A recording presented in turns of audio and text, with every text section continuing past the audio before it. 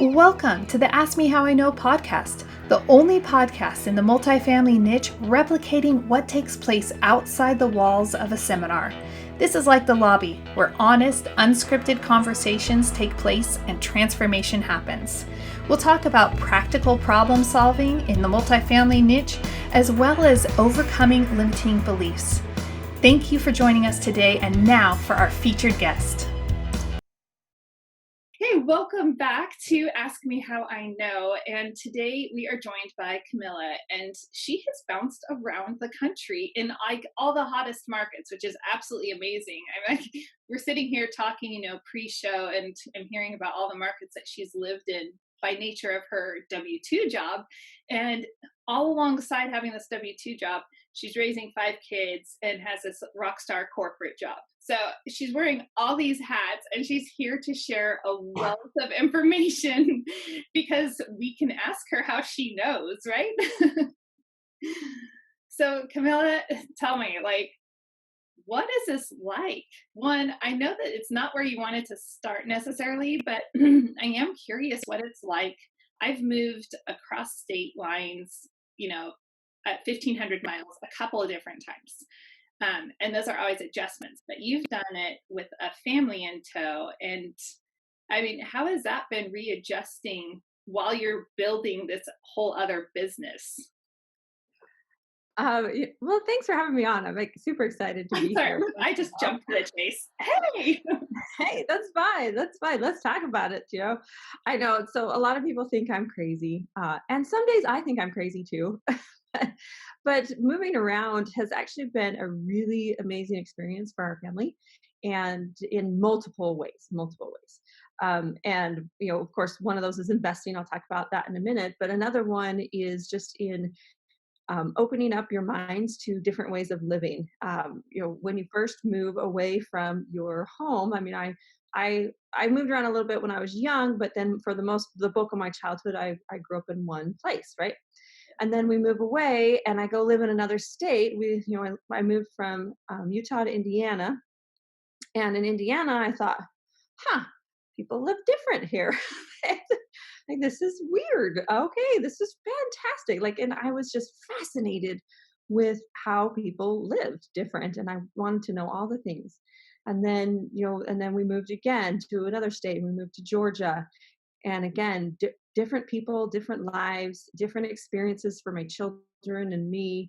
And it's just been a beautiful experience. And now we live in Phoenix, Arizona, and again, different people, different lives, different ways of living, and so we just really learn a lot.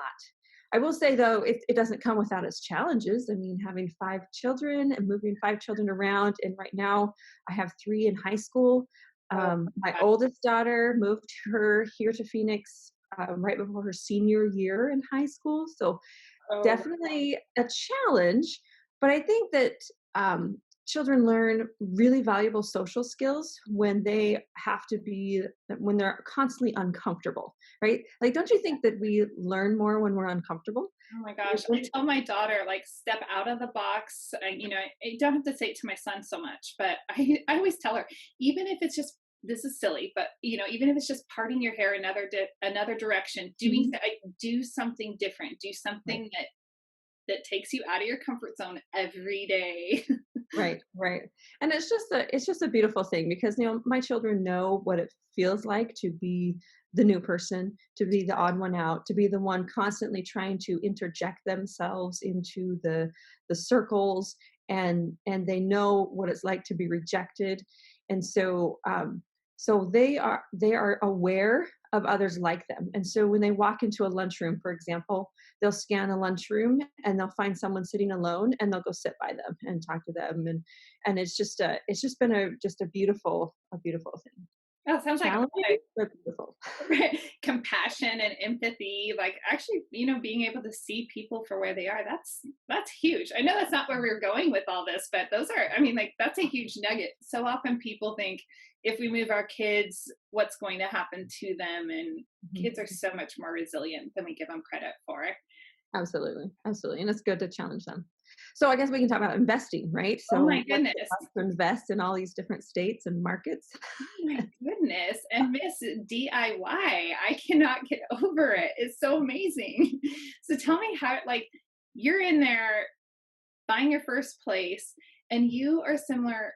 We're in a similar position. And I didn't mention this earlier, but the my husband and I have always been involved in real estate. I grew up in a real estate home.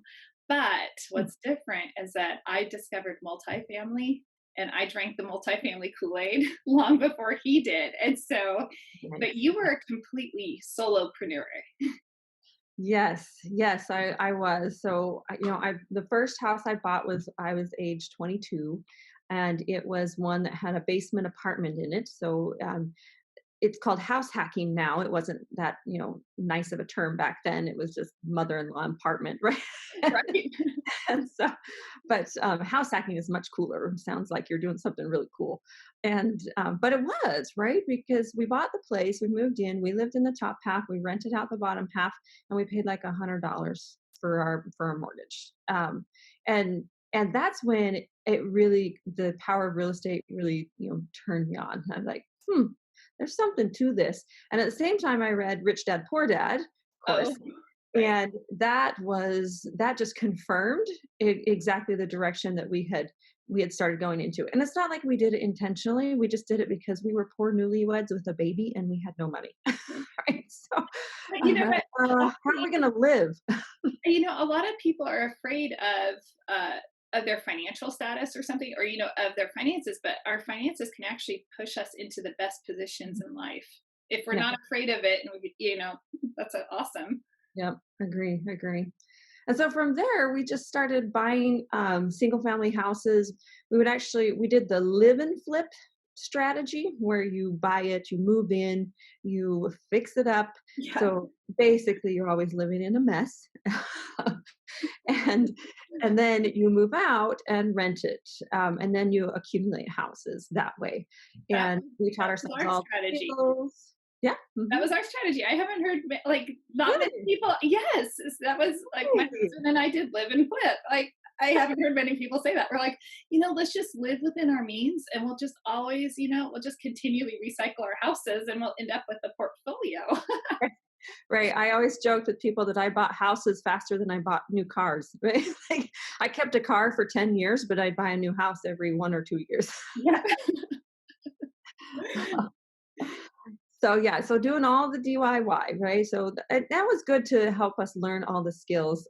So I mean, I was the tiler. I love demo day. Where, I mean, give me that sledgehammer. I'm going to knock down those walls. And the fun thing about it is we taught our kids all along the way too. And so all of five of our children know how to use power tools. They can build things. They assemble cabinets. They know how to measure twice, cut once, right? But I can imagine with 5 kids, there had to be some pain in learning that. Like, oh, Well, I still panic when they use a power tool without, mine or my husband's supervision. So I'm like, I can just see toes flying or fingers just. yes. But it's actually been cool because they're in the business. So I didn't grow up in a real estate business, right? I grew up in one home. That's where we stayed the whole time. We never renovated it, never did anything. So it was all brand new to me to learn. And YouTube wasn't as awesome back then as it is now to like all the you'll learn how to do it. So we went to Lowe's classes and like learned at Home Depot, and it But was they really good. even I just think about the search engines available now, and even if it's not Yeah. on YouTube, like, I think we're about the same age where it's like, oh yeah, the internet was just coming about when I was in college. Like, so I mean, like, to be able to just hop online and be like, oh, here's the 10 steps of how to tile, or how, I'm like, yeah, Yeah. that was go to the library and find the book section, the books. Yeah. Oh, yeah. We had the big thick books, like the home renovation, and we would flip through. That Yes. makes me sound ancient. Okay, we're all young. Forever young. Forever young. Yeah. And then from there, I was like, okay, this residential thing is going well. We're doing pretty well, but it's not like we're making millions of dollars, and it's not supplementing our income. It's just a little bit, like $100 a month. Basically, is what the residential properties were doing for us. Of course, they were building equity, but as far as like passive income coming in, it Yeah. just wasn't a lot. Yeah. So I said, well, maybe we got to go bigger. And so then I bought my first multi in the Utah market, and it was a fourplex. So I mean, go bigger, right? It's kind of small, big, but Right. it Right. felt big to me. It was huge to me to Not a buy. single family home. Right. And that one was such the learning experience. I mean, when you have just a single family, typically your tenants will stay longer. But there's also risk in that because when a tenant moves out, what happens to your revenue? It goes Right. zero, Nothing. And so I was like, okay, well, at least fourplex, if tenants move out, then it's only 25% cut in your revenue. Um, but the tenants recycle a lot faster. I learned in those multis because it was a very low rent. The rent was like $500 a month is all we charged. Um, and so those tenants tended to move out. I mean, I would try and do 1 year leases, but there was a lot of problems. So tell me about some. No, this is interesting because what's being unsaid for some of the listeners is that you're like me. You managed the property on your own. You were Mhm. self managing, and so what were some of the things that you would come across with as a manager? What are some of those things you came across that were like, oh my gosh? Yeah, so I mean the first one was the steep learning curve about screening tenants. Like prior to that doing our residential homes, it was really easy for us to find a tenant. It was, we didn't have to do much advertising, but this one we had to advertise and we had to we had to make a banner. I never made a banner before to like a giant one to hang off the side to get people to call. Then I had to answer the phone. There's just so many things that I just didn't know how to do, but I always aspire. I always follow the mantra: start before you're ready. Right? Just Amen. go, Yes. and, and you'll figure it out along the way. Um, and so there was a lot, but one story in particular, I want to tell you about this story. So I was the manager of the property, and my husband was the handyman. And one Christmas holiday. So it was Christmas holiday. He had to go on a business trip. It was like 3 days before Christmas. He was on a business trip across the country, and we had a really hard freeze. Right, so in Utah it gets really cold in the winter. A really hard freeze, and late that night, like at 8:30 at night, one of my tenants starts calls me. And you look at the number, you're like, it's 8:30. Don't call me at 8:30. I'm not available. We'll deal with this tomorrow. Right. So I didn't answer, right? And then they kept calling. And I'm like, oh, okay, I guess I better answer. There's something wrong. So I answered. And they're like, there is a flood. There is water spraying everywhere and it's dripping down. I was like, what? And so, of course, my husband's gone. I have the 5 children, that I'm supposed to be watching. So my oldest was 11 at the time, and I just told her, I'm like, "Mommy's got to go. I'll be right back." And so I run over to the fourplex, and I got a lot of skills, but plumbing's not one of those skills, and it's not one I really want to have That is either. an art form, Mac. I think that's an art. I'm like, oh man. No, and I could not figure out where the water was coming from. So it was dripping from the top unit into the bottom unit and just completely flooding the bottom unit. Oh, And the bottom unit was a single mom and 3 kids that was living there. And she was freaking out and I was freaking out. And then I called my husband and I was like mad that he was gone. He can't fix this problem and I have to fix the problem. And I'm like, I don't even know what to do. Like, I have no idea. He's like, well, where's it coming from? I said, I don't know. It's just like flooding everywhere. And I couldn't find the source. And so he had to talk me through how to turn off the main water valve. uh-huh. Um, lesson learned, always know where the main water valve is in your houses. This is Everywhere. Yes. everywhere. And so finally I got it turned off, but that turns off all the water for all my tenants, right? I'm like, well, sorry guys. It's like 10:30 at night by the time this, gets turned off. Like, sorry, I'll call, a plumber in the morning. So anyway, called a plumber in the morning, and he went over and discovered that it was the swamp cooler pipe. So, and then this is my fault because I forgot that you have to winterize the swamp coolers and you have to like that turn the water off to the swamp coolers. So the water was still going. I can't remember all the details. It was still going into the pipe, but it had froze and then it burst and then the water just everywhere. It was it was a disaster. We had to call disaster cleanup because it was so bad. They brought their big fans in, and pulled up the carpet and blowing for, I mean, it's not like for an hour. This is talking 5 days straight that they have to blow out to dry everything out. They had to rip all the drywall out and check for mold on the studs. It was, it was quite the ordeal. So, okay, what did you do with your tenants during that time? Did you have to put them up in a hotel or like, Yeah, so this is another big learning for me at that time because we obviously had insurance on our property. So our insurance covered the repairs of the physical structure. yeah, My poor tenant though did not have renter's insurance. And I didn't even know it was something that I should insist on at that time. I insist now, like they have to have renter's insurance now to see, live in my ask property. Camille how she knows. Your Yeah. renters will have renter insurance. Renter's insurance, because renter's insurance would have paid for her to be in a hotel, right? Would have paid for to put her up in a hotel. They would have covered the damage that happened to her couch and her beds and like because they were damaged. And and I felt so awful. I felt so horrible at the time that we paid for her to go, be in the hotel.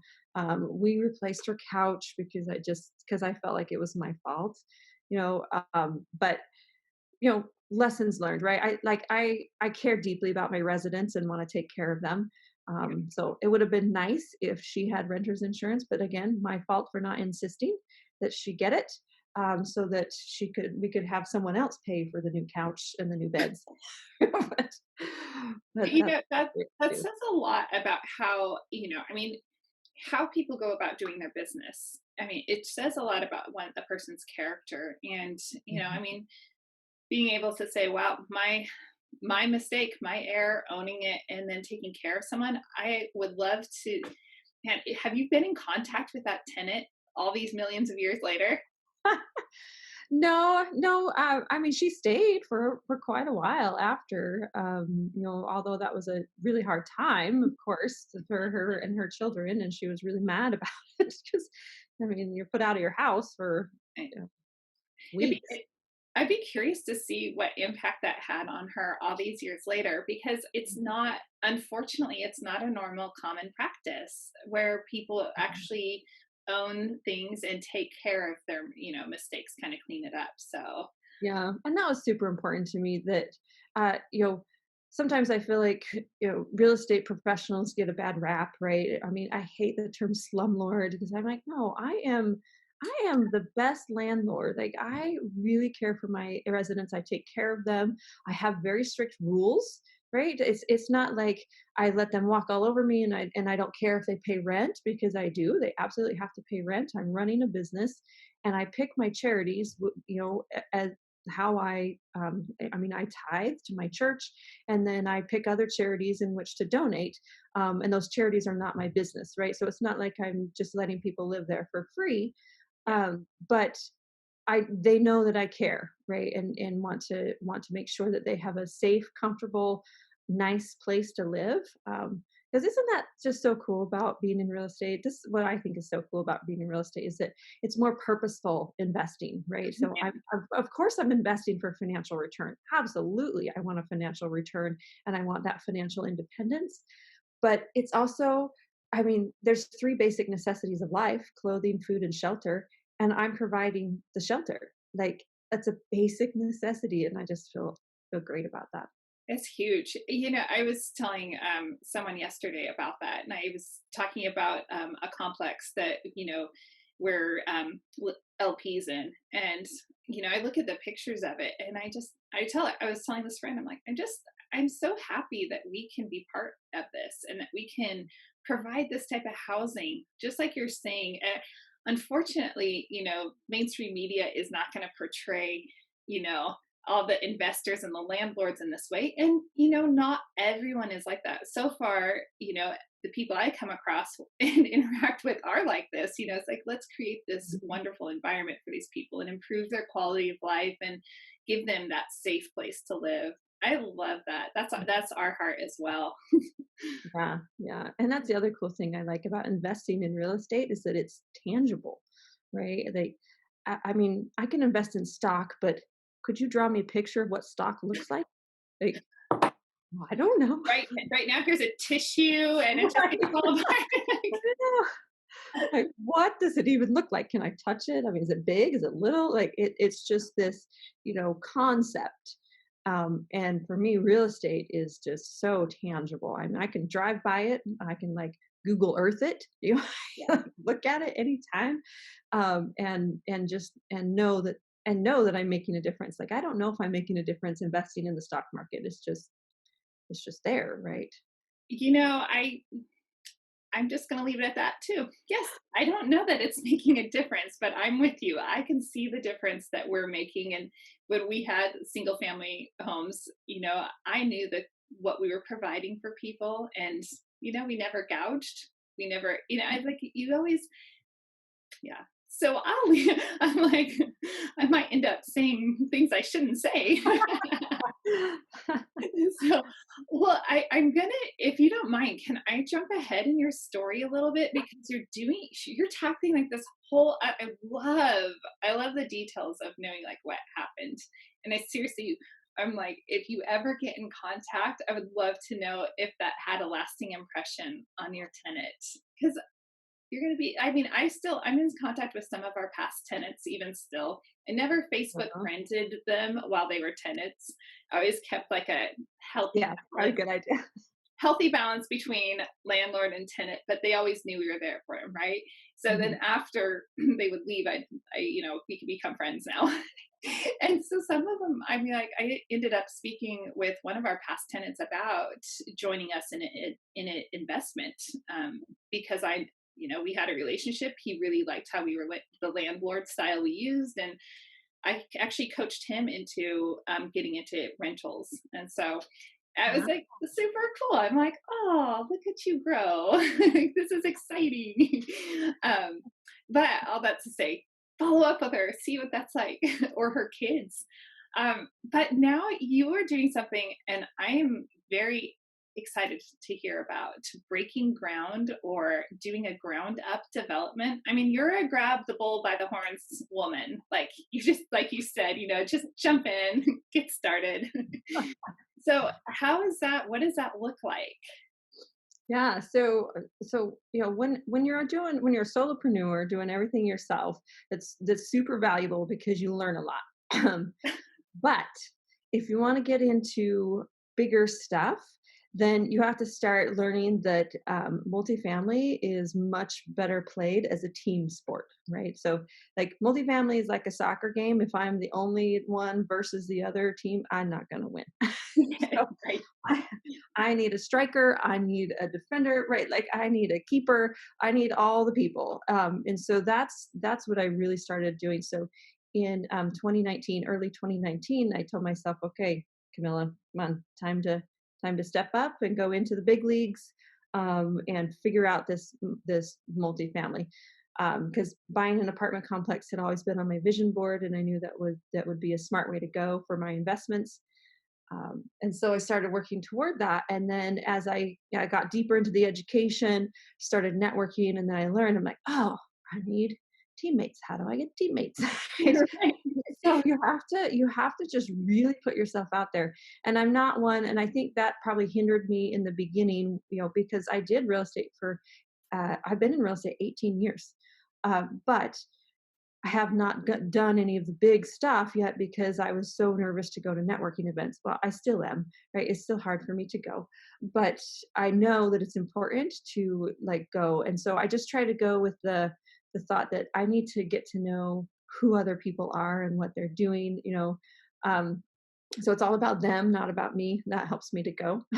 But And that's a really I really appreciate you adding that in because there are a lot of people that would consider themselves introverts or say Mhm. I'm uncomfortable in these larger group settings and that's such an important piece to say. I always remind myself about that, even with this podcast, with everything. It's really not about me. I'm just the little happy medium to get this information from point A to point B, or to Yeah, help facilitate something. yeah, yeah, for sure, for sure. And so then as I started getting involved, I met some really great people. Also, multifamily is hard to get into without a mentor of some kind. There are definite regulations and laws and requirements that the bank has that are a lot more. And then also, I mean, think about a 100-unit complex. That's going to cost like 15 to 20 million dollars, million with an M. And my brain had never thought about things in millions before. you Yeah. know so it was very mind expanding, and I was like, okay, this is bigger. um and so I got a great mentor, and they have been helping me and opening doors for me, and I think that's really been key to being able to get into this. So now I have partners, and I have multiple partners, and they're actually all over the nation. So a partner that I have right now, we are looking into a new build. So it's going to be in South Carolina, and we are trying to get that one off the ground. Now, new build is like foreign territory to me, right? I don't know. I've never built anything new. I've always just fixed old things. Uh, and so this new build is really interesting that we're going to go in and build, and it's been fascinating to really do all the analysis of it, watch the data trends, and you get into like the nerdy part of multifamily where you're like, ooh, look at these numbers. and, and it's Spreadsheet. right, I know, spreadsheets, and then also like helping to raise capital for that too. And so getting investors excited about it, about this opportunity to go in and do it. And so we're on the verge of that one. I can't say it's, in the back pocket yet because it's not, but things like that aren't always in the back pocket till at the end. But yeah. That's what we always say. That my dad always said that he's in residential real estate and my husband's a residential realtor, and anyhow, I'm like, we always say that nothing is done until it is done. Like, Right, right. until the deed is transferred or something has actually taken place, we're not done. Right, right. But there is one that I do have done, and it's a 100 unit complex in Tucson, Arizona. That one closed in December of last year, and so that one we've started the renovations on that, and it's going well so far. So yeah, so far so good. How was your closing? Did that transaction, did it go smoothly? And or Oh, what were some of the hiccups? I always think there's always hiccups along the way, like the points, the 1 or 2 points where it almost always falls apart. Okay. just be transparent. I think the more transparent and honest you are with your investors, the better off you're going to be, because you've got to be trustful, right? And you have to do what you say and say what you do. And if things change, you've got to tell them. You can't hide it, because then you're going to be Gosh, in big trouble, right? I think that might be go to jail kind of trouble I sometimes. know. Like, I'm not going to jail anytime soon. I have 5 children. They don't need their mama in jail. Exactly. Oh my goodness. Wow. There is there is so much there. So you had some with that last, the 100 units. So you had the change in rate, for your investors. Did everything, and you mentioned that some of your improvements ended up, through the due diligence process, you ended up finding out like, oh, this is going to cost us a little bit more. Mhm. Um, can you speak to that a little bit? Yeah, so it was, I mean, you try and estimate as much as you can when you go under contract and when you get everything done. And then as you're going through due diligence, I mean, you're just trying to capture everything, but you never know what's behind the woodwork. I learned that in all of my construction. I mean, as soon as you start opening up walls, you're like, oh, there's a whole host of other issues going on. And so, there's a with the construction estimates, just they just came back different than what we had originally hoped for. So I think that maybe we'd made an error on the first one, and then when the actuals came in, we're like, oh, okay, we've got to adjust. Yeah. Yeah. Well, and that does happen. Hmm. At least adjusting. I mean, it's just part of how things go. So, Right, right. oh my goodness. Um, we are kind of running towards the end of our time, but is there anything, and you have, so Camille has like this really awesome, like there's so much more to your story. And I'm just like, but we want to know more about this because if we haven't come across it, we're going to step into it at some point. It's so nice being able to say, okay, well, in the back of my head, people can know, oh, wait, that's how Camille did this. I mean, just gives a little diving board experience to spring us off into a good direction. is there Yeah. is there, if you had any anything that you would say, you know what, I'm so glad I knew. We'll flip it around for a second. I haven't done this yet, but I'm going to try it with you. Let's flip it around and say, like, Okay. all right, if I'm so glad I already knew XYZ and didn't make, I could have made a big mistake, but I didn't. Hmm. I think it goes back to my learning on how to screen tenants. So when I was first screening tenants, then I was trying to make decisions, but I didn't have anything written, right, that says here's the exact criteria to be able to rent at our place. And so what that did is it opened me up to all sorts of lawsuits. What's the name of it? It's not diversification. Um, like when you discriminate. There we go. There's the word. Like starts with a D. Yeah. D.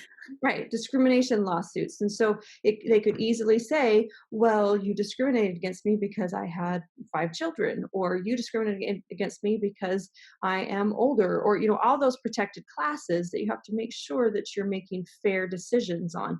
And if you don't have a list of criteria, a full list of criteria, then you find yourself in trouble. And so I learned that, I implemented it, and later on, someone tried to do a claim against me Oh, that I had discriminated against them based on their race. And I was like, oh man. I mean, first I was devastated because I'm trying so hard to we all have unconscious bias, right? And I try so hard to recognize, fight it, and just be open to anyone and everyone.